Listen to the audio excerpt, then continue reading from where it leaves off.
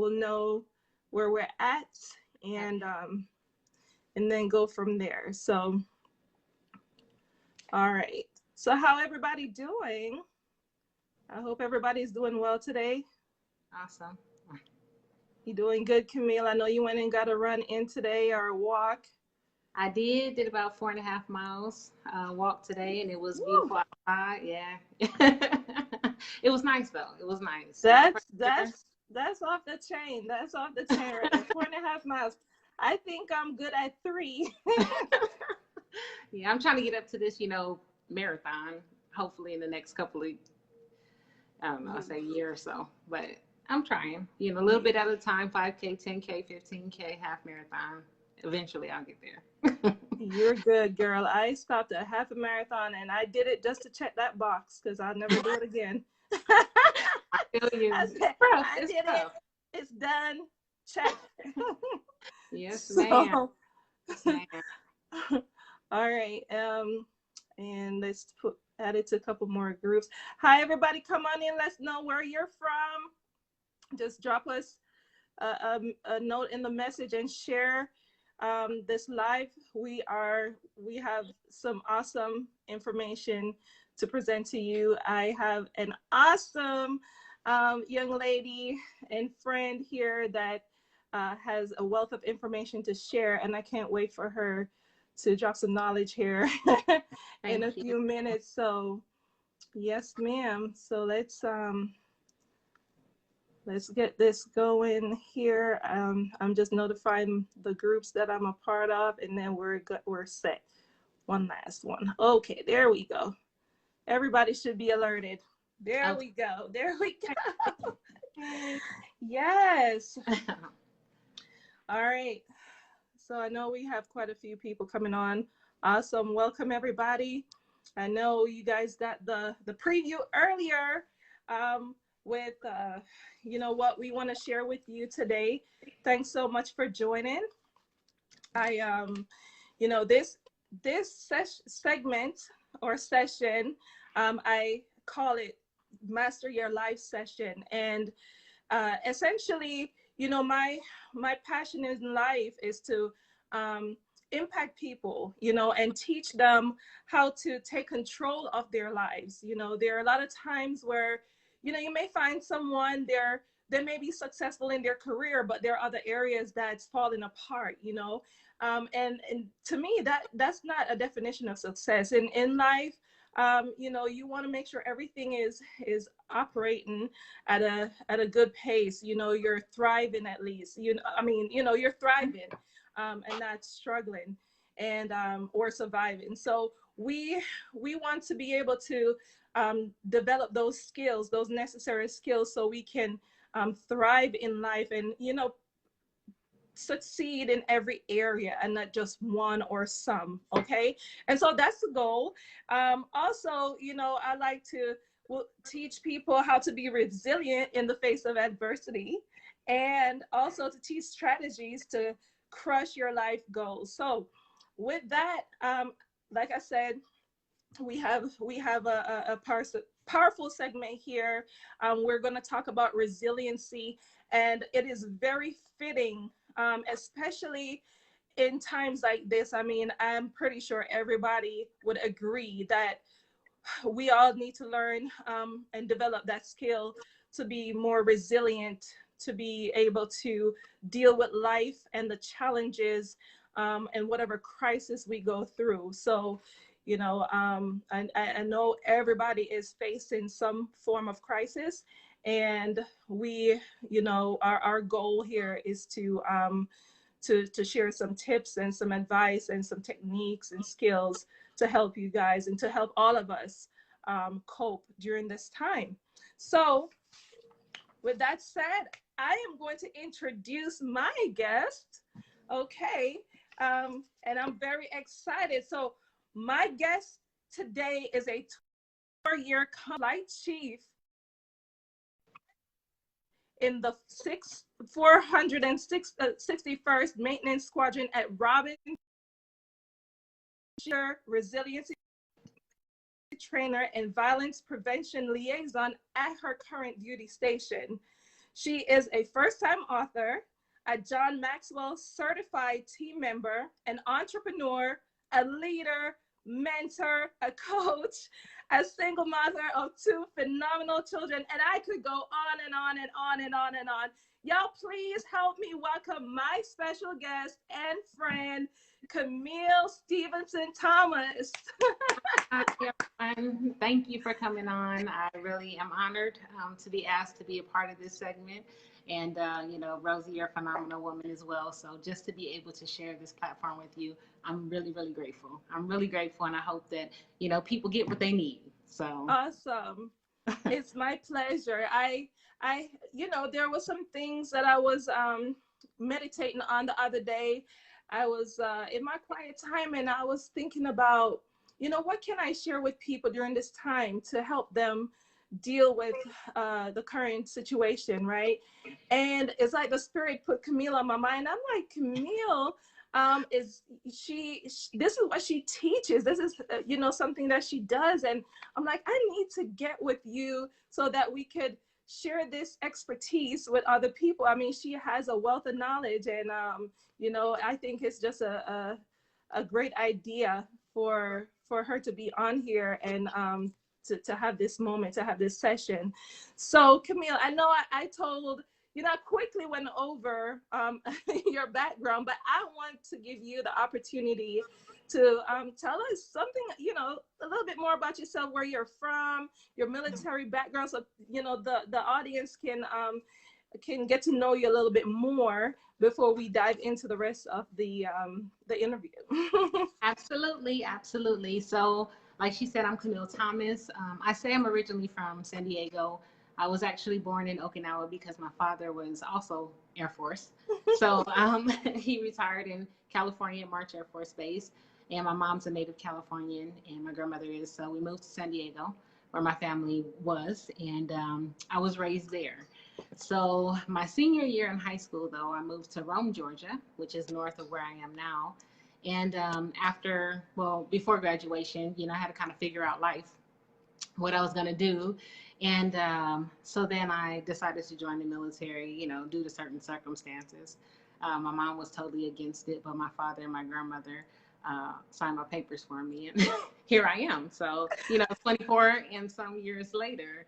But I am a single mother of two children, two beautiful girls. One will be 23 next week, and the other is 15. She just turned 15. So I love what I do. I'm an aircraft maintenance in the Air Force. I have in my entire career. And in my off time, I love to help people as much as possible. I've been through some things in life that have taught me some lessons and given me some tools to help others. So like you stated, I am the lead master resilience trainer at the base that I'm at, the installation that I'm at. And I mentor the MRTs, Master Resilience Trainers there, and IRTAs, which are Integrated Resilience Training Assistants, and help them to, again, promote the message of resiliency and why it's important. I am currently working on another campaign that the installation is doing called Hope, and it's really about suicide prevention and how we give people hope. So, all the things you wonder why you go through so many things in life. And I really believe it was for this time, for me to be able to help others through some situations. Not that I don't go through anything now. Let's put that out there. But I have tools to deal with some of that stuff, to lighten the load. Amen. So, yes. And like Yes. you said, finally wrote a book with you, co-authored that book, and it was great. See Miss Charnel on here, and I'm so appreciative for her for giving me the opportunity to just share some life tips, things that I've learned with our up and coming girls. The part that I did was called Dear Daughters, and it really is just lessons on life, things that I've picked up along the way. So just trying to continue to empower Awesome. women everywhere and people everywhere. So Awesome. I did want to add, you talk about your background and being from California. So I don't know if you knew this, but Rich and I met in California. So it holds a special place in our heart. We met in the Air Force. That was our tech school in Port Hueneme, California. And so, hey, that's a very special place for us. So we love California. Yeah, I love home. That is awesome. That is awesome. And you know, you have had many accomplishments in the military. 24 years, that's quite impressive. I mean, you know, I'm about to hit 19 in June, and I'm so looking forward to my 20th year. I think, you know, that's the spirit is telling me that's it. That's it. 20 years. But you did 24. I really respect that. That's good. That's awesome. Yeah. Yeah. And I still love it. So yeah. That's awesome. The military has been, you know, a blessing. It has its challenges, right? It Absolutely. does have its challenges. You have been deployed, and I know I've done one tour in Iraq, but I feel like that takes you know, the crowd right there with, you know, like that 6 months is enough, okay? But definitely learn a lesson. The military has definitely taught us, you know, how to deal with challenges, life in general, and it has taught us a lot. And I'm appreciative of the value it brings, and I'm pretty sure you could say the same Absolutely. about that. Absolutely. Awesome. So, so with that, Camille, you know, talking about your military accomplishments and everything, what are you most passionate about? I am really most passionate about people. I always tell people I hurt people, I love people. I'm passionate about giving them tools to help them succeed. I've always been told that I'm very patient and I'm a good teacher because I really feel like if we give people the time and our energy, that we can change lives, you know, and we can change them for the better. So I am extremely passionate about people, and I try to infuse that in everything that I do, you know, and let them know that I genuinely care. You know, I don't care about the last person or the next person, but while I'm here, I'm going to give you all I have, you know. And so people are just what I love. I love And people. that is awesome. I could tell, you know, I mean, you meet Camille, you know, she's a people person. So with that, let me ask you, what's your color? Is it blue? Your color? I say a true blue. Um, And let me, in case somebody don't know, that it's a personality trait. You know, with the various colors, and the colors tell you what type of personality you are. So I picked that up from Camille just now. Like, she didn't yeah. have to go too deep. I could tell she is. Oh, you're wearing the color. And I am Yeah. a blue too. Like, I bleed blue. Today I chose to wear green, but hey, Yeah. but I that's am a amazing. blue. Yeah, but I am really, you know, they call them ambiverts or whatever. So my colors are very, very close. So they're actually three of them are identical. So I'm a blue, orange, gold, with green falling a little bit behind. But I feel and I operate in blue a lot. But of course, situationally, you know, you change and That's you true. adapt to the situation, and That all is of that true. comes out. So, but I believe I'm a blue through and through. That is true.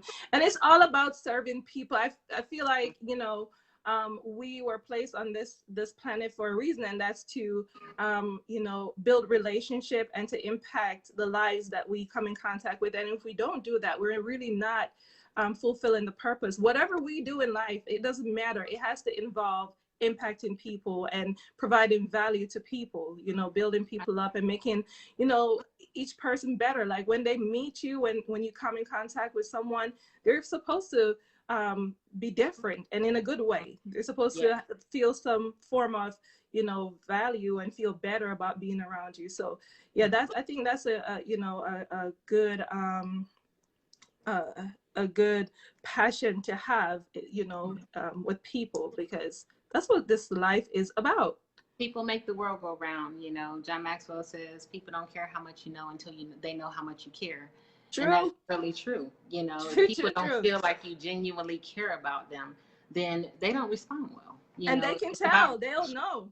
Yeah, they know, they they'll pick know. up on that quickly. Yes, yes. Awesome, awesome, awesome. So and you may have, this may be uh a part of the question I asked you, but just in case, you know, what do you think your unique skill is that has helped you be successful or become successful at the things you do? I put people first. That's a skill, because some people get very they give up on people very soon. You say something, I don't want to deal with you or whatever, but I have patience. I'm like, I'm gonna win. I'm gonna wait you out. And patience is not easy to come by, but that's good. It's Yeah, and then developed. You just don't get it absolutely. overnight. It's developed. Absolutely. And then I also think that I have an innate gift to, I always say it, you might have heard me say it before, but to hear what isn't said and to see what isn't shown. So I have a unique ability to, when somebody's saying something or going through something, I can hear that there's something else going on. And Mm, so I always, pray. I'm a spiritual person, and God, let me hear what they're really saying, and so I can hear it, and I'm like, nope, that's not it. Got it. What's that? And then I have an ability to speak to the heart of the person or to speak to the situation. So I know that's a gift, you know and I don't take it lightly.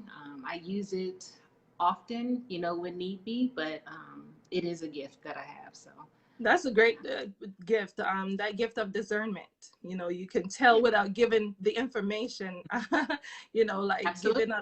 giving the information up front. You could tell something is going Hmm. on or what something is, and that's Yeah. powerful. That's amazing. That is amazing. Um, so we're talking about resiliency now. Hmm. I know being around in the Air Force, we have heard that a lot. Okay, now on this platform we have non-military people, so Right. some people may be wondering, what's this talk, or what's this concept of being resilient, and what is a master resiliency trainer? What's the purpose of this, and why is it implemented? Why should people care about resiliency? So can you touch on that? I can a little bit without going into too deep into the history, so that we could talk about focus on the resilience part of it. But after 9/11, Army, the suicides and everything that were going on, they said, hey, we got to figure out something. What's going on. So the Master Resiliency program was, or the resiliency program was established, and basically is giving people tools to work through life situations. It's really how to grow in the face of adversity. A lot of people, when life comes, life is going to slap you and hit you and, knock you out sometimes. But how do you grow from that instead of just becoming victim to it? So give you skills to change your thinking, to change, how you approach things, to um, crush goals, even still, things like that, how your mental, physical, spiritual health, and even the social aspect of it is so important in being able to overcome life challenges. So it was really implemented to give people a way to, like I said, recover quicker. That, people that have gone through some sort of resiliency trainer is shown that they grow at a greater rate, much faster rate than people who have never been given any skills. So our job really is to focus on, you're gonna feel things. You feel it, you go through it, but how do I grow from that instead of just staying there and wallowing in my pity? So that's what it's really about, is helping the people become resilient, giving them skills ahead of time, so when life does hit them, then they're able to come out of that much quicker than they would normally. So Because yeah. life is going to hit. And I could tell you from personal experience. I mean, there was a season where I felt like, Lord, enough. Yes. I mean, I Yes. get hit once, get back up and hit again. And I'm like, wait a minute, what did I do? But it kept on coming. And Mm-hmm. throughout that experience, I realized, and after having a deep conversation with God, I realized it's a lesson. And I was like, God, I got to learn this lesson, whatever it is, because these challenges are coming. They're not going to stop. And I used to be that person that prayed the most unrealistic prayer, like, don't let nothing happen, right? I don't want to go through Not this how it works. challenge. God, take it away, stop Yeah. it. But I know the good father is looking down and be like, no, Rosie, you have to go through this. There's a lesson to be learned. It is building muscle. And Mm-hmm. so people would look at me now, if people people that hasn't, you know, hadn't followed my journey, they wouldn't know what I've been through. But for those who have, they're like, Rosie, I don't know how you go through that, and you still smile and you still have the attitude you have, you Right. know. Absolutely. I said the same thing. I used to call my mom. I don't know if she's watching or not, but she used to always, I used to always call, things that I went through. I'm like, Mom, why me? Why me? Why me? She's like, why not you? Because God feels like you can handle it. But what I learned too was that I used to think that too. What lesson didn't I learn, or what did I miss, or something like that. But I really believe that those things were needed for me to be who I am, to impact the people that God intended for me to impact. Mm-hmm. I've been, every single thing I've been able to uh, help somebody through that thing. Like, you're not alone. Here's my story. You guys see me smiling and I'm doing all these things, but life has hit me pretty hard. So let me share some insight, because people don't want to talk to people. You don't understand my story. You don't know what I've True. through.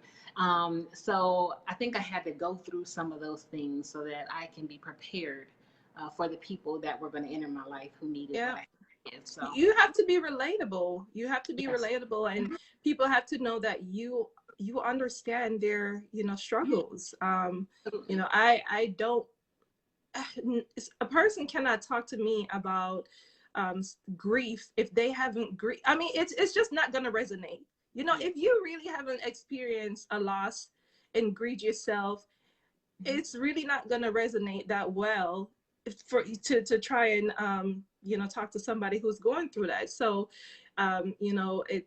it's really, it was an eye-opener when like I said, when I went through certain things, and then right after going through that and coming through it, i I met people going through that same situation, and I was able to share with them, and I'm like, oh God, wow, this is the reason, this was the reason. And it's really a blessing to be able to help other people going through their situation. So it's a beautiful thing. So tell me, how did you become a master resiliency trainer? So during all of the, after the Army implemented the resiliency program down the MRTs, I would get tasked or asked to teach these courses all the time, like years ago, before the program is what it is in the Air Force. And so I just, would take it on, and I'm like, okay, I would just teach stuff. Well, it wasn't until I got to the base that I'm at now, that they had the program, and they said, hey, do you want to become an RTA, which is Resilience Training Assistant at the time? I said, sure. So I went through the course.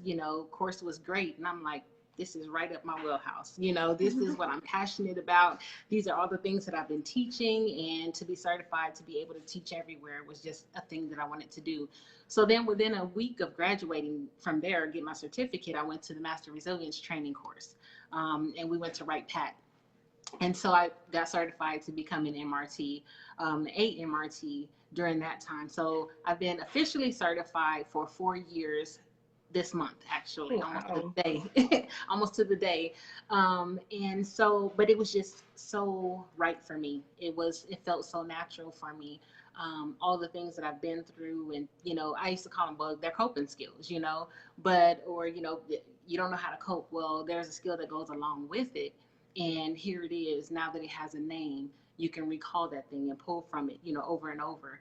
So it was just something that I thought would just positively impact so many that were going through and didn't know how to deal with some of those things.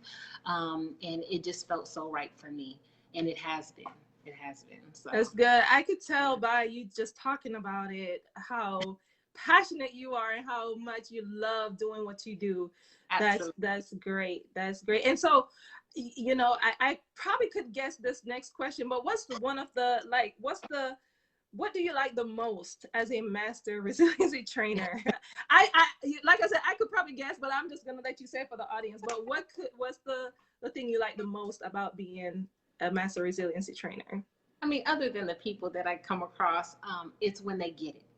Mm-hmm. When they get it, the light bulb goes off, and they go, oh my gosh, I've never thought of it that way. I would have been doing this, or before I did this, but now, you've given me a tool. Or when, I come through the gate at the base, and the gate guards, they're like, oh my gosh, you taught that awesome class. You know what I mean? I had to go through this. Or, you know, when I teach another class and I'm in Lowe's and another person walks up to you like, you taught that class I went to. And That that is helped me good. to, prevent doing X, Y, and Z. So Mm, when people get it and it really makes an impact in their life, and I know then that, this isn't for nothing, and that it's really working. It's a skill, so you have to work at your skills. They don't work. You can have a toolbox full of tools. If you never pick it up, then it doesn't work. Or if you use a wrench where you need a hammer, then it doesn't work. So, for them to be able to pick the right tools to help them get through, that's the part that just, absolutely, it makes it all worth it. It makes it all worth it. that's awesome. Yep, it's you're right on point about utilizing the right tool for the right situation, because if not, it's not going to be effective. It's not going to work, and then it's going to cause frustration. You're going to get overwhelmed, and then fall apart. So that's very very good. So why do you think? Why is it what's so important about being resilient? Like, what is important? What's the importance of that? Uh, Being resilient is, well, I hear a lot of people say stuff, like I'm already resilient. And I really say you don't really know how resilient you are until you go through something and come out on the other side. Um, if you made it through, you didn't fall apart, maybe you are resilient. You know what I mean? But it's really, really important because, again, you can utilize those skills that you have. And you can see kind of where you've grown. You can look Mm-hmm. back, and sometimes we feel like a fish out of water and we're just flopping all over the place, but it puts things in perspective, and it gives you a clear idea kind of where you're going, or where you can go, where you can be headed towards. And so when you have a clear picture of, this, I know it looks like this right now, but this isn't the end. It gives you hope to continue to try to do more, and it's when people don't have hope that they get lost, they get frustrated, they just kind of, fall apart. They have no idea where to go or whatever. So it's not just about giving them tools, but we also give them resources. Resources on where they can go for, if they're going through a divorce or a grief, or they have mental health issues or suicidal ideations or family issues, work issues. We have a list of agencies that we promote, that we say, hey, here's some skills to use. If it's not working out for you, here's some agencies that you can go to get additional help, because it may be a little bit deeper than, what or how how to use this skill at the moment. So it's really, really important, because when you have the knowledge coupled with agencies that can provide additional help, your chances of recovery or coming through, on the other side are just far greater than if you try to do it all on your own with no resources. So it's really, really important. Really important. Yes, that is very true, and I'm very grateful for the times that I've sat in some of those trainings, and soak it all in, and because it has taught me a lot. I remember when going through one of the toughest times in my life, when my mom passed, and that experience was just mind blowing in itself. um, and I realized, Rosie, you can't do this on your own. Like, I had to dig deep, and I had to call for help. I had to reach out to the experts, those people with the knowledge of how to help me deal with my grief, my situation. And I tell you, I don't believe I would be where I'm at today if I hadn't gone to the taking advantage of these resources, and talk to a grief counselor, and talk to those people that help me cope. And it was intense. It was a 2-week program. I raised my hands. I was at work. I was like, I can't be here anymore. I feel like I'm having a nervous breakdown. It's like I'm at work, they're plugging me into everything. I haven't healed properly, Right. and it's like they want me to perform. And I'm like, I could just bust out crying at any time right now. I mean, Yes, I yes. need time to heal. And I was like, I raised my hand. I said, I'm going to mental health, y'all. I'm going. Yes, I was like, I'm yes, gone. I yes. need help. And I went there and I explained my situation, and they hooked me up with some of the greatest people out there, there's a place here called Laurel Ridge, and I wanted to talk about resources later, but we'll just touch on some. Laurel Ridge here, and it's a facility that has, it's mainly for mental health, and they deal with resiliency, folks going through PTSD and all of that, and so they have inpatient and outpatient. And so they had me go to this 2 weeks outpatient dealing with, because I had several things coupled with that PTSD and all of that. It's like everything came, just went crazy, just awakening me all these stuff that I was suppressing, because I was suppressing a lot of stuff for years. And so they helped me dig up all of that and deal with my PTSD from my deployment, my grief that I'm going through at the time with my mom, all of that. And I'm telling you, it has helped tremendously. And yeah, and so I've heard, people, like I have a coworker that says, oh no, I'm not gonna go to those agencies because it's gonna ruin my career. And I'm like, you want to ruin your life versus right. like what do you choose, your life or your career? You know what I'm saying? So people say that a lot, and I share my stories when I'm in the classes and things like that. But the resources that we have out there, the agencies that we refer to, I'm pretty familiar with a lot of them because I've been to most of them. And that helps me to be able to do what I do. And that helps me to be able to live a healthy life and, an honest life and, sort through some of those things, because we have a lot of stuff, even from our childhood that we still deal with as adults that we never learned to deal with.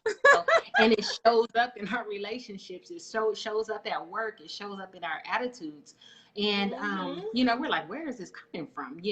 And so there's a lot of stuff coupled, I'm 42 now. So I've lived a little bit of life, and I've gone through a lot of things, and I don't shy away from it. You guys know, I, been divorced 3 times, married and divorced 3 times. I'm a single parent, bounced all over the place, and I had some issues, coming up, but, it was really counseling that helped me. I had to go to mental health. I've been to family advocacy. I've been to counselors off base. I utilized the Military One Source for those that are military to go off base and see a provider. And I've been to all of those places, yet here I stand. 24 years later, 24 and a half years later, here I stand. So I don't think that I would still be here had I not sought help. It's strength. A lot of people think that, you seek help is a weakness, but there is strength in seeking help, because you have to be vulnerable. You have to let somebody in. You have to say, okay, this is what's going on. I can't do it by myself. And that takes courage, and it takes great strength. So that's what keeps me here and able to do that. And I'm able to relate because I've been through a lot of things that people have been through, and the deployments, and, leaving my kids behind, and 2 years they were with my mom because of, mission or whatever. But so I've been through some things that I'm able to share and relate with. And then I can also tell them, hey, these agencies work. I know because I've been there, and here I am. You know what I mean? So, yeah. Awesome. Yeah, that was one of my questions, actually. So you went right into it about some of your personal struggles or experiences that you had to overcome. And, Lord knows, being in the military, you talk about deployment, leaving your kids as a single mom. I mean, that is just mind blowing. So my deployment came right before I had children. And since, since that deployment, I'd never been back overseas. I mean, I've had TDYs, and I think the longest I've been away from my kids was a month, for military duties. But I could only imagine being gone for 6 months or a year if you're in Korea, away from your family. That gotta be, trying. It is. So I just recently got back end of October from my last deployment. One before that was 3 years before that, 2.5, 3 years before that. So I've been deployed about 4 times, and then did kind of an augmentee thing again. So all those times I had to be away from my kids, all of my deployments came after children. And literally my daughter was the first time I deployed. I went to PSAB. My daughter was a year and a half old. And Wow. they said, how fast can you get her to your mother? And I was like, it's 8 hours to get there, 8 hours to get back. They were like, we need you back. And so I was deployed, literally, I was deployed like just like that. But I had a good support system. My mom and my sisters have, my family has always been there in terms of that. So I was able to literally drive down, come back, pack my stuff, and I was out the door. You know what I mean? Man. And yeah, and then I got extended. So I was supposed to do a manning assist for 45 days, and I got extended for the full deployment. So it was like, I'm not really coming home. Second birthday is on the phone and things like that. So my oldest daughter, I actually missed, I don't know, 9 birthdays, Christmases, all kinds of stuff like Wow. that for mission. And it is difficult, but there's so much positive that came out of it as well. So True. yeah, all of that made me again who I am. And so I love deploying. I love supporting my country, but it does come at a cost and a sacrifice, and that's that time missed. You don't get that back ever. You don't get That's that. true. But you do 6 months, 7 months. The last one was 7 months. This one was 5.5. Before that was 6 months, and then 4.5 months or something like that. But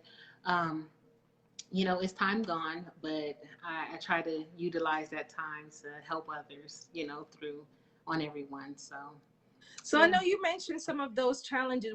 Which one would you say is your biggest or the most challenging life situation that you've been through that you had to overcome?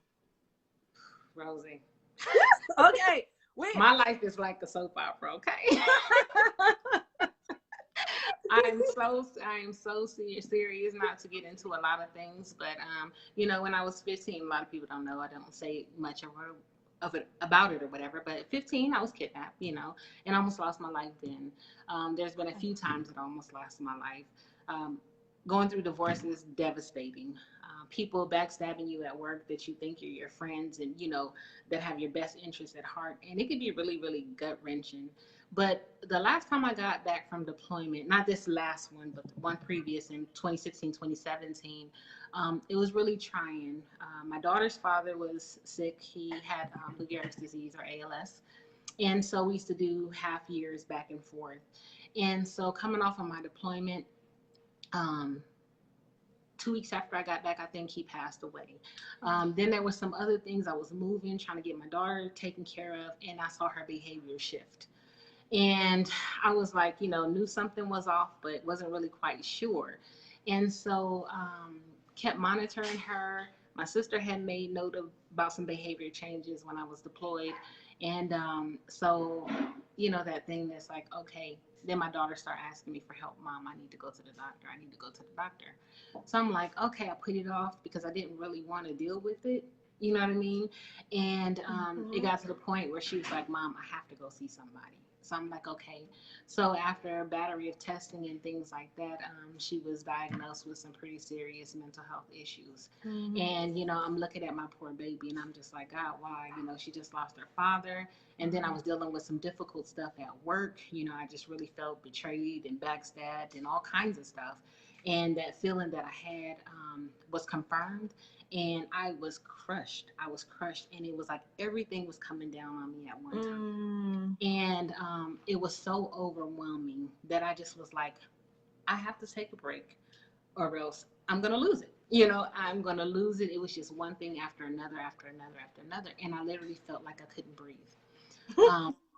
during that time. So I totally, get it. But luckily for me, I had training. I knew how to get and where to get resources from. So I did. I had to, because I really was like, a person can only take so much. Everybody has a breaking point. We just don't know where it's at. And they are resilience myself to death because I know all the skills and I utilize them. But sometimes when stuff just comes, it just, and that weight is so heavy that you have to seek someone else. But like I said, I've been through so much in my life, so much Camille, in my career. That is deep. But that is deep. Yeah.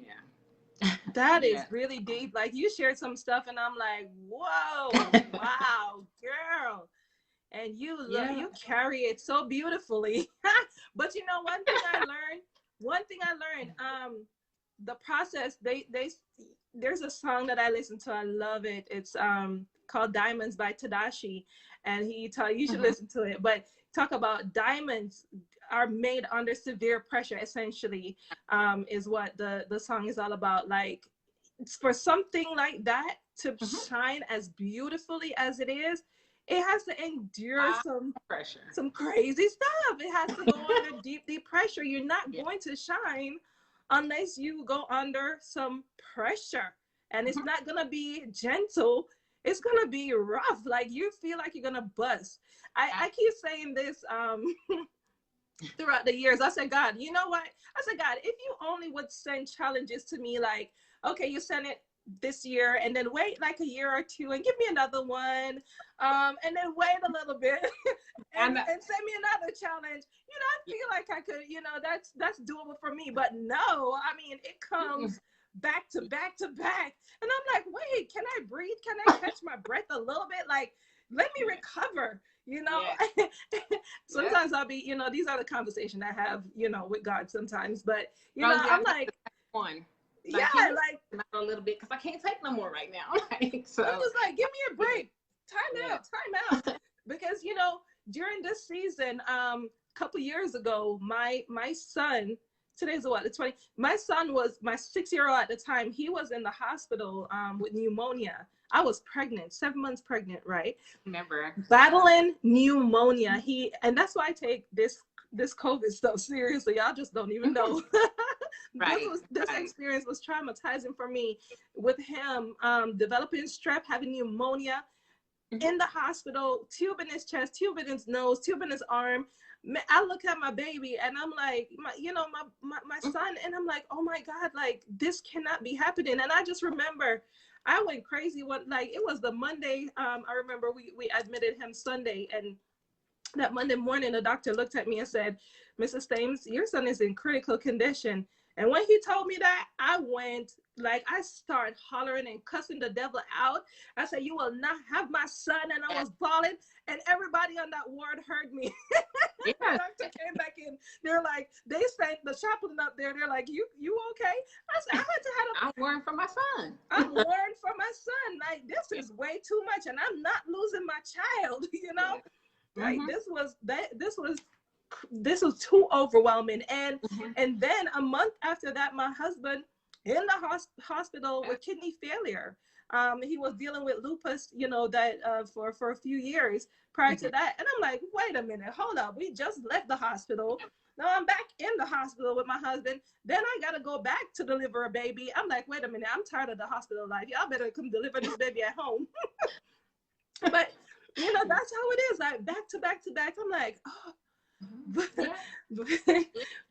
but It doesn't, but it's like, what they say, God gives us biggest tests to the greatest soldiers or whatever, something to do with that. But, it's like, all of those experiences, I really believe help shape who we are because we have a purpose.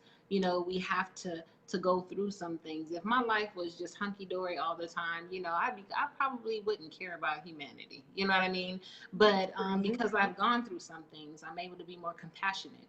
I'm able to be more empathetic, to people. I'm able right. to really connect and hear because I understand that circumstances are sometimes out of our control. But what were you thinking you did that? Whatever it was, here it is now. Let's deal with the here and Let's now. do I'll it. blame you, kick you down while you're hurting or whatever. Let's help try to rebuild you. So all of those things, like you said, but you yourself, your story, and the things that you do to uplift and empower and impact people. I mean, it speaks volumes. But maybe if none of that stuff happened, I'm not saying that it should have it because it was devastating. I was with you on that journey, and I was just like, oh God, please, But would you be where you are now? I don't know. Would you be the Rosie that you are now? I don't know. Would Probably your family not. situation that you're in? I don't know. But just using that, it's important that we use that to help. I've been through some things, but let me help somebody else out. Here are the things that I went through, and I came out okay. I came out okay. Yes, came out So okay. yeah. Yes, and that's what I would like for you know, for you to talk to people about, because there's some people, I mean, the whole world is going through a crisis right now. Everybody is in it together, right? I Right. mean, there's not one person that can say, well, you know, it's is a-okay right now, because we are experiencing this crisis. This COVID-19 is affecting Right. everybody in some way, shape, or form. And you know, I want to know, how are you guys dealing with this? How are you guys dealing with COVID-19? The best way we can, really. I mean, there's so much information out there, that's not based on fact. There's a lot of stuff going on Facebook that has not been, um, you know, verified or anything validated, and people are just in this perpetual state of fear. And I say this, I'm not super fearful, but I'm careful. You know what I mean? I Like, I like would that. rather go out and, I'm in Georgia, so the state of Georgia is open. There's people everywhere at the store, no mask, no nothing like that. Oh, So that's for me in my house. right. So I'm taking precautions, not letting fear run me. I still have to go to work. Mhm. We do social distancing and things like that. We have the hand sanitizers and stuff, but I wear a mask. If I'm in contact with people or within close vicinity, I wear a mask. When I go out to the stores, I wear a mask, because I'd rather be err on the side of caution than to be reckless and lose my life. My children have one mother. They need me. One of them there, her father is gone. The other one is gone. So I am their caretaker. So Right. it would be irresponsible for me not to take precautions, even if nothing did happen. But I see 10, 15 people down my timeline every day passing away, or impacting somebody or their family members or friends or something like that. Right. So I can't be careless. I can be careful without being fearful. And then the Right. other thing I'm going to say, a skill that, I kind of did a video about not too long ago, was balancing your thinking. And it really talks about, when we have all of these things, that are going on, we really need to take time and figure out what's fact and what's not. And then we can make a decision on how we feel or how we react based on accurate information, rather than just somebody, stirring up the fear pot. So there's a few Yes. ways, you ask yourself questions like, is there information that supports what I believe? And in this COVID stuff, absolutely. If you're one of those that think it's this came from here, or it's a conspiracy or whatever, you're going to find it out there if you look, right? Um, a more difficult question is there information that challenges what I believe? Are we looking to see if there's something else out there that says, hey, maybe that's not quite right, or maybe there's something else out there you need to know? And then the other thing basically is like, am I missing information? So you want to look at all sides. We like to do, like Hmm. I said, confirmation bias. We want to look for all of the things that support what we already believe. See, I told you, I told you, I told you, but we don't look on the other side of it, so that we can make a well thought out, decision about what we're going to do and how we're going to go. So I do that. I look for information, the stuff that I believe, the stuff that I don't. I kind of, is there some other information out there? And then I just do the best for me. You know what I mean? Yeah. So that I'm not in fear, but I'm making smart decisions based on the information that I've gathered holistically. That's So, very good. That's very good. I did a you know, I did a talk the other day too about fear, um, faith over fear. And you know, it's a lot of stuff going on. It can get overwhelming, and mhm, sometimes I have to unplug. Like, there is a day, and I've been doing this before COVID, but you know, typically on Wednesday I just unplug from pretty much everything as much as I can. Social media is the main thing, so I can, my mind can breathe. Like, I just feel like, you know, there's just so much chatter going on social media, and they're mhm, great information, but sometimes it's a lot of junk. And you know, I gotta filter that out. And it will take a day for me to get, you know, to wean myself, to flush myself from the junk. Because I remember one day I was like reading a lot of stuff online, and I started to get emotional. I started to get overwhelmed by the information. And I'm like, oh my gosh, it's seeping into my spirit. I can't let this happen, you know, mhm, because, you know, like, you got to protect your mind. You got to protect your mind. And it's yeah, okay. We're human beings. yeah, And I've heard I've heard people talk about, you know, it's not okay to fear, but Mhm. that's a human emotion. I mean, God gave it to us for a reason. Absolutely. It's not okay to live in it or be directed or led by it, but it's Mhm. okay to feel afraid. It's okay to feel that fear, but you got to know that, you know, you have to look to God, Mhm. who, you know, is the our source for everything, our peace, right? And he's the one that can take care of this situation. And once we realize that there's a situation that's way above our, you know, our heads, our Mhm. control, we look to him for help, and we just let it rest right there, right? But I definitely like what you said. You know, you definitely can't be careless, Mm-mm. okay? Because this thing No. is real. It is affecting people. I mean, Mhm. I do personally know people that it has affected. I When I go out in the wild, as I call it, I do see people doing various different things, and you know, make me scratch my head like, wait a Right. minute, you know. But Yeah. you know, transplant in January. He is currently on high levels of immunosuppressant. Okay. So I can't be Mhm. going out there all willy nilly. I have to not only protect myself, but I can't risk my husband's health or my children's health either. Because we've gone through a lot, Yeah. you know, to get to this point where we're at. And, you know, in the words of my husband, we didn't come this far just to come Just to this get this far. far. I know that's Okay. right. So we're not gonna try and jack this up at Yeah. all. I So see. yeah, I was we gonna say have a to lot be of careful.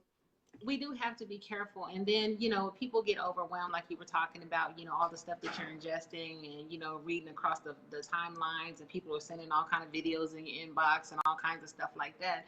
We also teach a skill called reframe.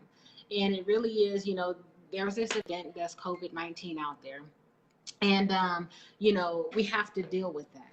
And then we have all of these emotions that, are coming. Those emotions don't come from the event itself. It comes from what we think about it, how we've been conditioned, the environment we grew up in, our religious background, the people that we're around, our family norms and things like that. And so we have these abnormal reactions to stuff like this. Some people just go off the deep end, some people don't react at all, whatever. But we have physical and emotional reactions to that. We're frustrated, we're confused, we're angry because we can't go out, we can't do this and all that. And when Mm-hmm. something happens like this, your blood boils, your ears are like, fire. You see somebody say it, but you go, hey, what is it about this? What am I thinking about this situation that's causing?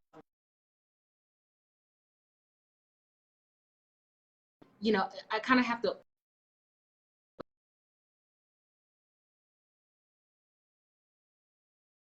I have to pull back sometimes and say, okay, where's the root of this coming from? You know what I mean? What have I gone through before, or what have I seen as a norm that is making me react like this? And then I have to kind of reevaluate that. I have to reframe my thinking. Okay, is it really what I'm thinking? Or, is this really real? Or is there something that I can do differently to get through this? And it really is a change in your mindset. You know what I mean? I'm not gonna let this, Right. you know, cause me fear because I know that they've done all these things in the past, to maybe our communities or maybe to a certain group of people or to military, whatever case may be. I'm gonna be smart about it though. You know what I mean? But all of these emotions, I can come down a little bit because maybe it's not that, but I'm gonna be cautious. I'm still gonna be cautious, but I can kind of control my emotions about it. Sometimes I gotta purge some things or not look at, and I always say you gotta protect your peace. You know what I mean? And Mm-hmm. then those reactions, we're getting in a lot of fights on Facebook and things like that. Is it getting in the way of our relationships, our values, and what's important to us? And if it is, maybe we need to take a step back. What's really important, like they say, the relationship or being right. You know what I mean? You're losing relationships left and right over something that nobody really knows what the facts are about. You know what I mean? Right. What we do know is it's here, and we can do the best we can to protect ourselves, protect our family, and protect others. And when you reframe that, and just say, okay, I can err on the side of caution instead of getting caught up in all this, fear stuff and causing me to get upset and reading all these bad things on, Facebook or whatever, then we can kind of reset, think, but what's really important right now, protecting my family. So I'm gonna spend my energy doing that. You know what I mean? Right. Until I figure out the rest of it. So, yeah, reframing your thought. I think that's just the foundation for all of that stuff. We can't let all of those things that we don't really know about affect us. We have to understand that we all come from different places. We have different experiences. Therefore, our reactions are going to be different. But Mm-hmm. when we're cognizant of that, we can control those thoughts and be like, "Yep, that happened back then, but here we are right now. What can I do to make this better right now?" You Right know, now. yeah, for right now. What's important right now? For Right. family, I'm gonna go get that mask. Yeah, I might be inconvenienced, but I'd rather be inconvenienced now and live to talk about it later. And you know what I mean? It, So man, let me tell you, don't this talk. thing is, if it don't teach you, I mean, something, let's say if you don't learn a lesson through this, something is definitely wrong. You know, Right. I definitely learned throughout this experience to be still, to humble Yes. myself. Mm-hmm. You know, because before COVID, it's, you know, busy, busy, busy, going here and there. And it's so crazy. You probably laugh at me because a week before COVID, I was like, God, I just want to get away and get some quiet time. I just want peace in my life. I just want, you know, like, it was just too much going on, too busy. And now, like the first week in COVID, now, you know, we're teleworking. Now I have, you know, Time. somewhat of a quiet time. And I'm like, God, I don't know what to do. And I Yes. promise you, I hear my spirit said to me, Rosie, what do you want? It's like when you're busy, you want peace. And when you have peace, you want to do stuff. Like, Mm-hmm. what do you want, girl? And I run myself raggedy too, but I really took this time to I've learned a lot about what I could live without, and who is important. Yes. And I really felt like I was able to really rest Mm-hmm. because I'm a go person. I don't even take leave without taking a laptop, being tied to my phone, Right. Wow. but coupled with my surgery, Oh, I was wow. able to just rest, and it felt so good. And I also found out how high my stress levels were, and I was operating in that. And when you don't have to Mm. operate in that anymore, and you get this kind of, I was like, man, and just kind of being aware of that, being in the moment, taking Yeah. walks every day, spending time and having deep conversation with my children. We're always rushing. Right. Sit down. One is at work. I'm at work. Coming back late, trying to do dinner and homework and all this stuff, and that quality time wasn't really there.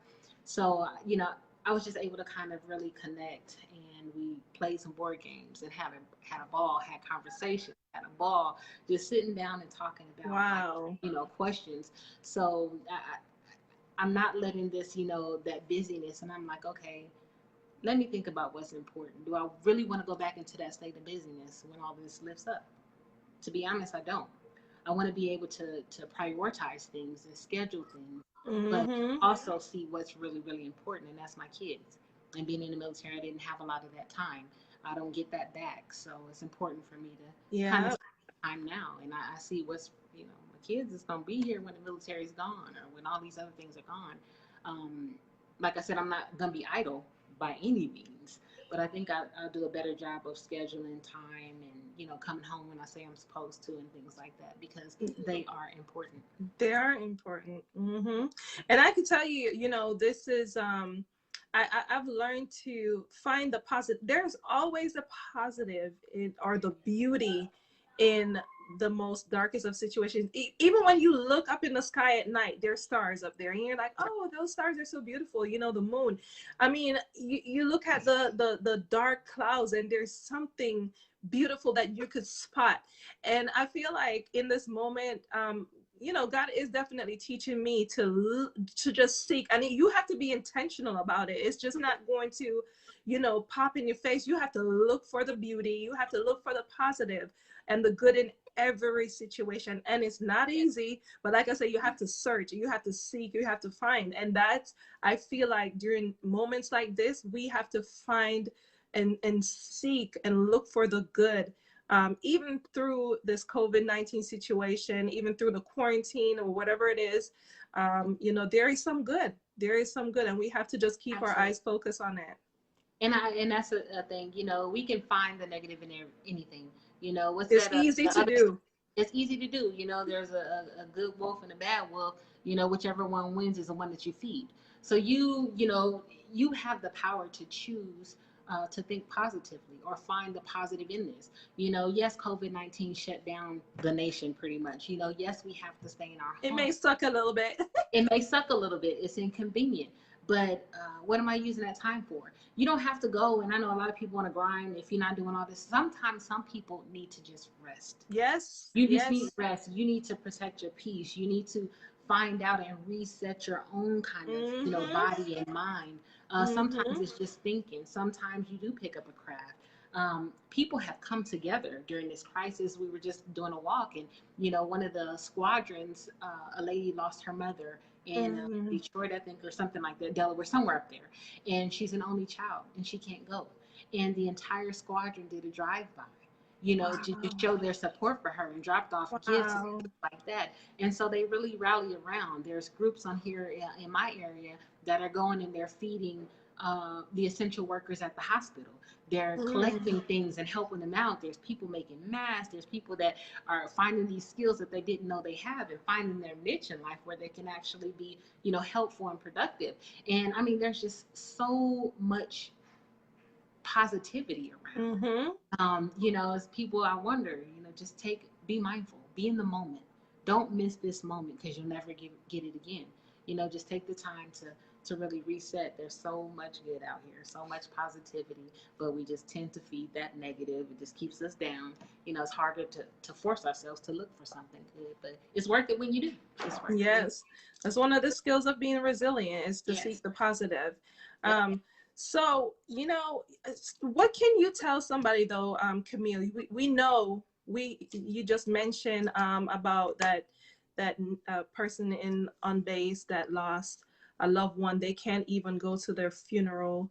You know, what advice, what tips can you share to people who this, you know, in the midst of COVID, they're going through a divorce, they're losing loved ones, they're homeless, you know, they have these problems going on in life. I mean, they lost their jobs, their business shut down. I mean, you know, they have health issues, they're going through a crisis. What can you tell them? What advice can you give them? Well, the first thing is know that you're not alone. Mm-hmm. This isn't the first time anyone has had to go through these types of things. You know, people have been homeless before, people have lost their jobs before, people have gone through relationship issues before, or abuse or whatever. So you're not alone. And the beauty of that, and I'm just saying the beauty of it, is that there are services and agencies out there that can help you. People who have lost their jobs, yes, we have like, you know, they're filing for unemployment and stuff like that. But there's a lot of pop-up sites that are helping people that you can go get groceries from. There are shelters that are providing certain, you know, essentials and things like that. But you can't get help if nobody knows you need help. You know what I mean? Mm-hmm. So you have to go out there and say, hey, I need help. There are people that are paying off bills. Some people's like, oh, I can't pay my rent. There's a lot of landlords who are very forgiving and understanding of the whole situation. And if they're in a situation where they can forgive or, you know, defer your payments, they will. But you have to ask the question. You know what I mean? There's mortgage companies that will defer your payments. They're not going to go away. They're probably going to be on the back end, you know. But for right now, if you don't have anything to pay, at least you can make arrangements. And I think that a lot of people, they wait until it gets so bad instead of seeking help at the first, you know, onset of it. I know I'm going to need groceries. I know I don't have a job. I know I'm going through this, you know, situation or whatever. And they wait until it just gets so much and it gets overwhelming, and then they don't know where it paralyzes them. But there are so many agencies out there. There are so many people and nonprofit organizations that are helping to relieve the stress of this COVID for a lot of people. You just have to get out there and find it. So, and if you don't know, call somebody. You know what I mean? It's a quick Google search that you can look up there. They have community helping agencies out there. If you're going through things like abuse and stuff at home, there are so many shelters. There's 1-800 numbers that you can call, or 188 numbers, you know, where you'll remain anonymous, but they can get you out of that situation. And they have certain things for your children. If you need clothes and things like that, there's so many places that are doing clothes drives and food drives. It's just that you have to tell somebody that you need help, you know, and sometimes it takes a little bit of effort to get out there and find what's available to you. And a lot of people just think, oh, I can't do nothing, so they don't do anything. You know, so I would say realize you need help. Ask for help. If you don't know where to find help, do a Google search or call somebody. If you're in the military, community support office or resilience office or some of the helping agencies, and they can direct you to a lot of community services as well. Look for nonprofits out there. I get on Facebook Marketplace and the local groups in my area, and they are giving away stuff left and right to help people out. So sometimes it's just a little bit of effort on your part will just relieve a whole lot of stress. So you're not alone, but there are resources out there to help you. You just have to go find them.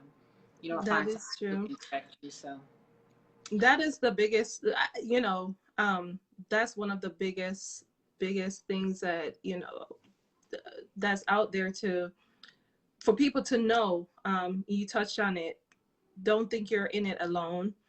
Seek help. And I know during COVID, you may think, well, people are shut in, people are, not taking on new, like at the shelters. I don't know in your area, but some places they're not taking on new people, or they may have closed for a while. But you just have to keep on looking and keep on seeking. Because I know, you know, there's a friend, family friend in Jamaica, that needed help, and all they gotta say is, I needed this help, right? And as it doesn't matter how far the person is, if they have the means to help, whether it's financially or physically, it is possible, right? So you just have to reach out. You just have to say something. If like, say, if you ask me for help, Camille, and I can't help you personally, maybe I know somebody who can, yes, right? And yes, we'll figure it out. That's one of the beauty about us human beings. When we put our heads together, we're pretty much unstoppable. Okay, hello, I hello. mean, we're So gonna make it happen. We're gonna make it work. We just and have to come sometimes together. it's pride. You have to put your pride aside because your friends and family are willing to help you for a short time. We're all going through this together, and we're trying to rally together and help each other as much as possible. So sometimes you have to just say, you know what, the pride is not worth it right now. I need to feed my family, or I'm going to lose this Right. house and I have to ask for help. And I'll just say, when I was younger and I was poor and I had my oldest daughter, like you said, 2 or 3 heads is better than nothing. There was times when I didn't have any money and I was wondering where the next meal was going to come from, and it wasn't, luckily I had a support system, but I called my friend. I'm like, hey, I got a can of green beans. What you got? She's like, oh, I got some cornbread. And the other one's like, I got a pack of chicken. And we had a little 6-pack of chicken, some cornbread, and some green beans. And we all ate. We all ate because Yes. we weren't so prideful that we couldn't ask for help, ask each other for help. And you will be surprised at how many people will actually step up to the plate when you do, when you do tell them that you need help. So that's the biggest thing, is that help is available for you. Okay, help is available. People get creative with things. People out there, that want to help. And we have all kinds of, like I said, organizations that are just doing things and becoming Yeah. very creative, out of the box thinking to make sure that people are okay during this pandemic. So Right. And I know my that's church still has the food bank open. There are mm-hmm, food banks here and there, and mm-hmm, people, people are helping. It's one way or the other. Because I know my desire been to feed the homeless is one of my things, and I'm like, gosh, man, right now during COVID, it's kind of tricky. But yeah, there's ways about it. I mean, so what mm-hmm, I plan on doing is, whenever I do my grocery run, I'll just pick up some stuff for the food bank at church and drop it off there. Some way, somehow, you yes, could make that impact, even if it's not the way you want it to at the mm-hmm, the moment. Because like I said, I usually either hand out lunch to the homeless, or mm-hmm, me and my kids went to the Dollar Tree and put care packages together for them, and hand them out at times. But now it's kind of, I just yeah. You gotta be can't safe. do all of that right Yeah, now. But there are yeah, other ways, and you just yeah, have to, see those other avenues to help out, and it's out there. So absolutely. that's good. Yep. So just That don't is good. don't that misconception that only weak people ask for help. Not true. Like I said before, you takes a strong person to admit that they need help, but it's usually worth it in the end. So I don't. dispel that myth, you know what I mean? And that asking for help is going to, be worse for you, whatever. Ask for the help that you need. You will And be I'm glad you fine. took. Yeah, I'm glad you touched on that because that's the one of the things I wanted you to debunk some of the myths of being resilient, and one of them is asking for help doesn't mean you're weak or not resilient. Not at It's a all. strength. Is there any other thing that people think that's a myth of being resilient? Yeah, some people like automatically, I'm a resilient person. Like, why do I need these skills? Why do I have to go to these classes? And I'm like I said before, you don't know how resilient you are until you need the skills. You know what I mean? And you come out on the other side. So I always tell them, the skills are there. We're there to teach you something, but they don't work unless you work them. Mm-hmm. So you have to put them to work. You can't just go to a class and then something happened and you never, utilize the tools that were given you and you wonder why it doesn't work. Yep. People think it's a buzzword all the time. It's a buzzword, it's a buzzword, but it's only a buzzword if you want it to be a buzzword or if you let it be Yep. a buzzword. If you work it, I promise you, they will change your life. I promise you. They Knowledge changed is mine. power if used, right? Knowledge power if used. Like you said, no sense of somebody giving you a gift and you never open it. You know what I mean? Like Mm-hmm. what good is it? It's a box sitting there. You never unlock the power or, are able to really enjoy whatever that gift is because you've never even opened up the box. You know what I mean? So it does work if you work it. And sometimes it's hard work because it causes you to look inside, it causes you to dig deep. And we know that process is not pretty. It's painful sometimes, it's ugly sometimes, Mm-hmm. but it's effective. It's effective if you do it and you do it. And the more you do it, the better you get at it. True. This didn't That come is overnight true. for me. Yeah, it didn't come overnight for me. But I'm very conscious of it now. So when I get into something, I can quickly change my thinking. Oh, I know what that is. Let me go back and, Mm-hmm. pull out these skills a little bit, before I get out of pocket and Reach for that your runs out. toolbox. You know what I'm saying? So, but you have to work it. So it's not just a buzzword, it's a skill that has to be utilized and it has to be honed so that it comes second nature. But even if it's not honed, you have those skills, and in the moment you utilize them. I promise you, the outcome will be better than it would be if you didn't. It just, Right. you can save yourself a lot of heartache and headache by just going through the steps, to be resilient. So, Awesome. Awesome. Now you did mention support system, one of the resources that people have, and we talked about mental health,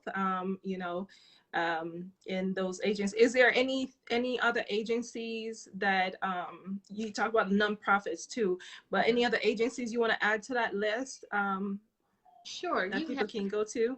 Yes, you have chaplains where I am. The chaplains on base. There's a chaplaincy program that uh, coordinate with the off-base ones as well to provide services for civilians and all kinds of stuff like that. The But your local churches or the chaplain. local church, Hmm. they have 100% confidentiality.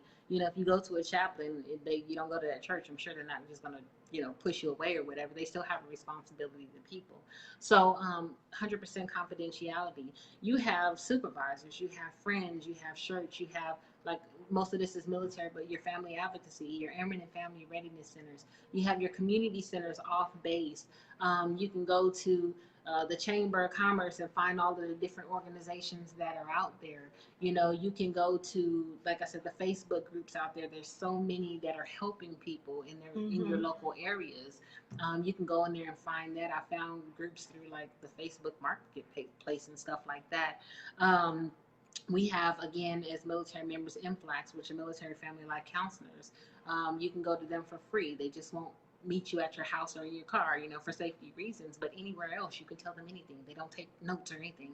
And then my favorite, again, is Military One Source for me, where I can go get 12 free sessions with a certified counselor or psychologist or psychiatrist, whoever, I need to go see. Off base, those records aren't released unless I want them released.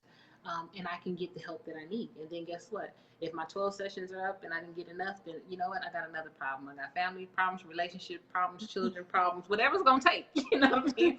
Whatever it's going to take. But those services are there. And they also have a 1-800 chat number. And you can chat live with somebody if you're going through something. Don't forget about the National Suicide Hotline. If people, things like this make people want to commit suicide. They're so overwhelmed with life. Hmm. They don't know Yes. where to start, and they're there to help you, talk you through that thing, to sort out those things. And oftentimes, those problems are not, I'm not gonna say they're not big, but when you're going through it, it just seems ginormous. It's temporary. Yes, but somebody looking out to say, hey, you can just do step, step, step. Let's break this down into bite-sized pieces. What do you need to work on first? Then, and then you're like, oh my goodness. And it just clarity. You know what I mean? So reach out so that people can offer you a different perspective, offer you some hope. But there are so many agencies out there for people to just, you know, I was going to tell you about a support group that I looked up, but I ain't going to tell you. But if you're going through something, just type it in Google and look for a support group. Will come I up. guarantee it'll be out there. The first things you will ever think, there's a support group for it. So yeah, definitely reach out, people. Reach out. That's funny, Camille. I want to know. I think I'm gonna call you after this. But yes, but sure. Reach out, people. I tell you, I remember a few weeks ago, I was I don't know if COVID had kicked off fully yet. It was right when it was kicking off, and I was a bit overwhelmed, and I called Camille, chit-chatting, and she was sharing some stuff with me, and I was sharing stuff, and it just made my day better. I mean, her sharing her experience, and not saying that because somebody else going through or somebody else going through something worse than you, or this, Right. the same, makes it any less, intense for you. But it's just to know that that you're not alone, like she said, and sometimes they could provide insights to help you process it and to help you cope. And I promise, after talking to her, I felt so great. I felt so good, Camille. I'm glad. Yeah. So you called overwhelmed, and I'm so glad. Then, especially when it comes to work in the military, man, like I have to reach out to my folks, that can help assist to stay in an extra year, because sometimes I'm like, I don't know. I don't know if a year is short enough. Look, me too, right? But let me say this too. Let me caveat. I know I said before, like a lot of people, they want to talk to somebody who's going through what they went through. It's hard for somebody else to tell them what, you haven't been where I am. I'm going to tell you about emotions. We all experience them. We may experience grief in a different way. It doesn't mean that I don't know how you feel, maybe just going through that situation, but people can still provide you insight. Even if they haven't experienced the same thing. Grief is an emotion, and we can talk about how to get over that. I can't tell you how you're feeling about, like, say, your mom or whatever, but here are some steps that I use to get over my own grief, what I mean, in a different situation. Or, so people can really, and I say all of that because people just like, I can't talk to anybody. Nobody knows what I'm going through. Sometimes they don't have to be in the situation that you've been in to be able to console you, or to give you perspective or insight, or to give you a good word, a positive word that'll, turn your situation around. So don't just be, wondering, well, who went through what I went through, I could lean on. If you can't find anybody, just call somebody. Call somebody, and often we get released from just talking about it. Getting it off our chest and hearing it in the air. And sometimes when we say it, it gets out in the air, we're like, oh, that's really not that bad. But when we're internalizing it, it is just eating us up, and we're just every bad thing that's going on. So even if it's somebody that's not in the same situation, they can still offer insight. So just talk to somebody, find a friend, find a family member, whoever, a stranger.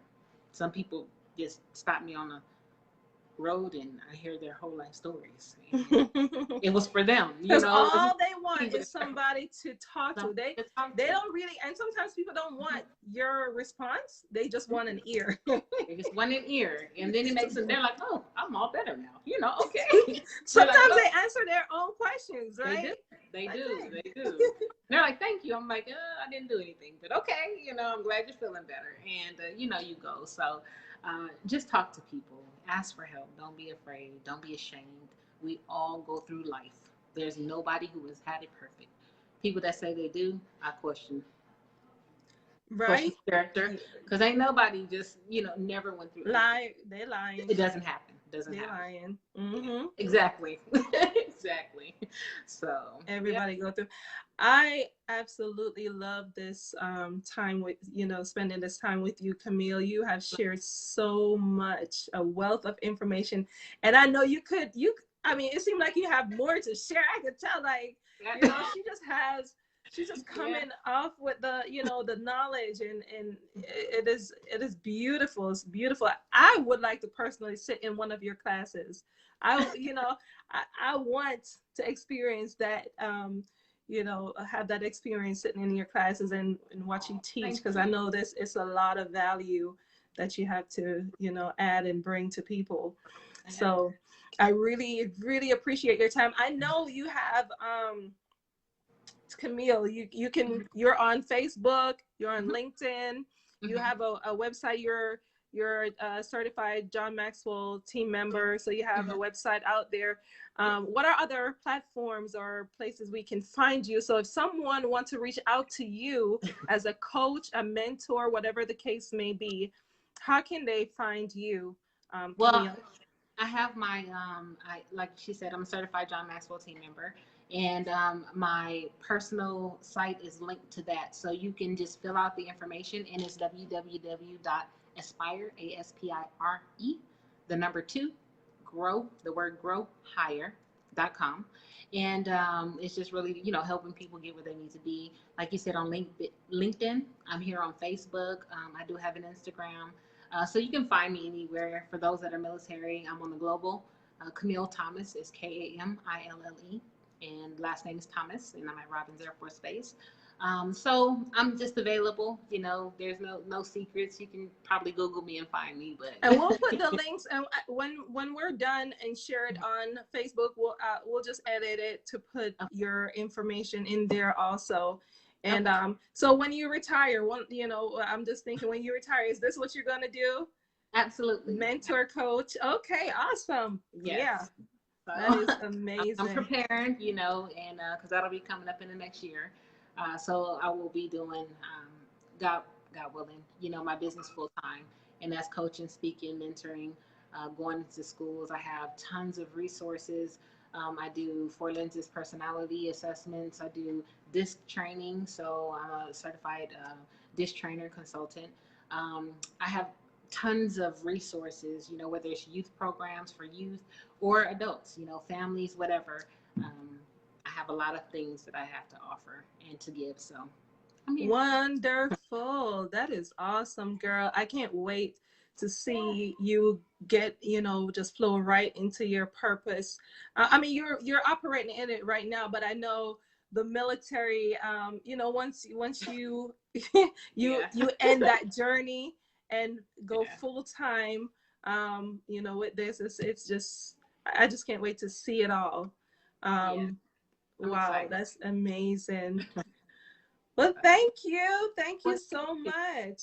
Yes. Well, I enjoyed my time. I appreciate you, having me on your heart to do this. I thoroughly enjoyed it. I hope that, whoever chimed in and watched it got something from it. Something was value added to them.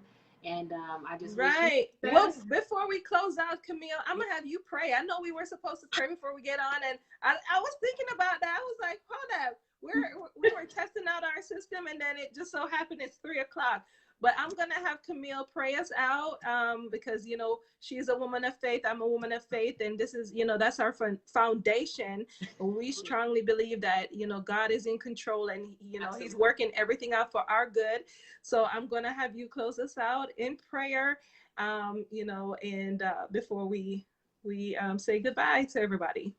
Okay, Rosie put me on the spot. Oh, I'm Not sorry. my forte. However, I'm going to be obedient and I will close this out in prayer. So if we could just take a moment, I'll get you afterwards. But as we close our eyes or bow or however you do it, Father, we just thank you for today and this opportunity. Lord, I know that as COVID-19 is, ramaging or going rampant across our nation, people are living in fear. But I ask that you just help to ease their hearts. Know that there's opportunities out there, that we don't have to be fearful. We can be careful without letting that overwhelming feeling just shut us down. Lord, I just ask that those people who are in need of help get the help that they need, that they will reach out to people, that they will look for the resources that are available to them, and that they will be fulfilled. Whatever need that it is will be fulfilled. Lord, we thank you for provision. We thank you for protection. We thank you for, again, this platform to reach people, to touch them, Lord God, to let them know that they are not alone, and that all of us go through things in life, Lord, but there are skills to help us get through, whether that's prayer, mindfulness, reframing our thinking, whatever it is. There's so much out there, Lord God, to help us get through. My grandmother used to say every problem has a solution, we just have to find it. But platforms like this allow us to have the information available for all who need it, who can hear, so that their problems don't overwhelm them, shut them down, cause any harm to their family or anything like that, but that they can reach out, Lord, and they can get everything that they need. You are the author and the finisher of our faith. You have everything that we need here on our earth. If we are your sons and daughters, then we have access to everything that we need. Sometimes we just have to put it into action and go get it. And Lord, I just thank you again. I ask that you just bless Rosie and this platform that she continues to use to help others. For everybody who's out here that hears my voice, I ask that they are blessed and protected, kept safe from all hurt, harm, and danger. And I just thank you again for this opportunity that you've given me to share my experiences and my insight and the knowledge that you've given me to help someone else. So I just thank you and I praise you right now. In Jesus' name we pray. Amen. In the mighty name of Jesus, I seal that prayer. I'm going to get you. Call it to be so. You're going to get me? That was a powerful prayer, Camille. You had, look, I mean, I know it's you spoke the word and it's, impacting people already. So beautiful, beautiful. I just love this moment with you. I know I'm gonna have to have you another time, for real, for real. But like I said, thank you so much. I really appreciate your time. I really appreciate everybody that came on and joined us and spent this time with us. And I know, not even hope, I know you guys got something from this. So with that, we're gonna sign off. Camille, you can finish it. I have to press the button. Yeah, you're gonna finish it and then share it to your page. Okay. Thank you all for watching. I appreciate your time. Thank you again, Rosie. It's been great. So you guys have a wonderful day. Stay safe. Just because things are open doesn't mean that you have to go in there unprotected. So take care of you and your family and protect other people as well. So until next time, bye.